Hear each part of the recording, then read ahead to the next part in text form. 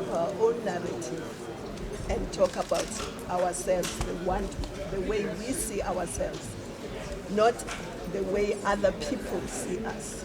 And that is very important. Because examples of the Times magazine has always been quoted several times, and that seems to be the benchmark of But we hope that people like you, our own journalists, will not be quoting what the Times say and taking your stories from there, but that you will be giving the stories from Africa out, rather than taking what other people are saying about Africa and then making it your own narrative. The situation in Central African Republic also didn't actually help in case of that. Yeah, the Peace and Security has been issued many statements about that, and if you follow their communiques, you will know what we are saying. So thank you very much. Who will be a honor guest of this summit?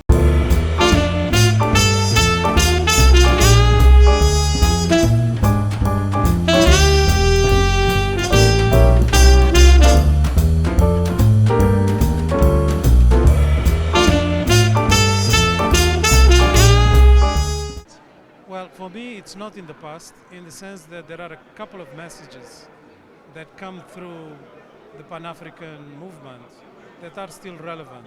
The message of unity, the message about diversity and richness of the African continent in terms of its cultural heritage, and also the message about solidarity.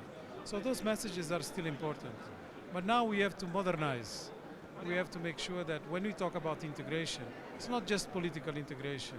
It's about how we trade better, how the markets are going to be free-flowing within countries in Africa, how we can have an industrial policy for the continent that takes into account the opportunities of a larger market, because that's what will make a difference for us to move from a still rather agrarian economy in terms of number of people employed in agricultural sector, 70%, into a much more modernized Africa, an Africa that is going to be more urban, more youthful, and more connected.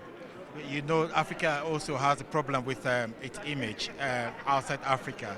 How do you think we can turn around that when we still have issues, although there's been progress being done, but there's also an issue with some of this conflict that flags up now and then? Like I'm talking, for example, the Central African Republic of recent, the coup d'etat that took place there. That doesn't help very much in our image. No, I agree, and I think that we have to be cognizant that if Africans don't take care of their conflicts, this narrative about conflicts and Africa being prone for instability is going to remain.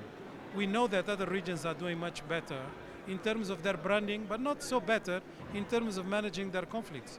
But somehow, because Africans don't take care of their conflicts themselves, to a large extent they are starting to do it, but not enough.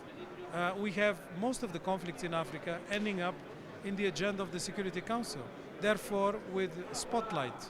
And this is what we have to struggle against. What would be your wish for the next 50 years for Africa? My wish is that we take into account the fact that we are going to be the youngest continent. So the mega trends are in favor of Africa. But if you don't take care of the demographic dividend, you end up with a disaster. So it is really for the leadership and all of us. And when I say leadership, I think particularly leadership of the youth to take Africa's future in their hands. We should remember that when Lumumba died, he was 37 years old.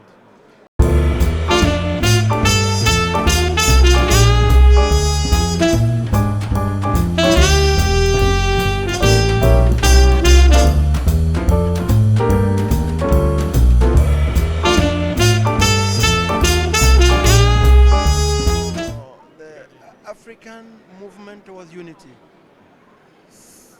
built its foundation in this town 50 years ago on the 25th of May 1963.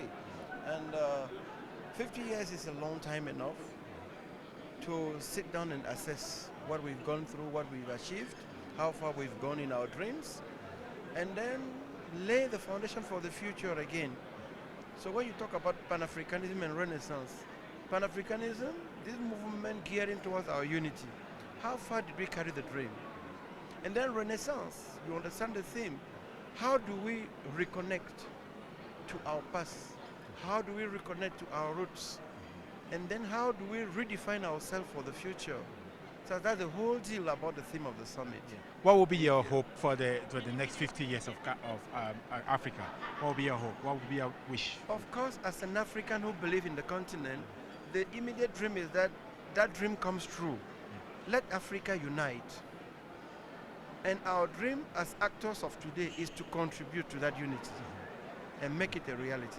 The difficulty with unity is the integration of Africa. As you may know, the integration process is very complicated and sometimes very difficult to try and achieve as well, while countries cannot integrate with each other, perhaps for monetary policy reasons or for economic or common market reasons.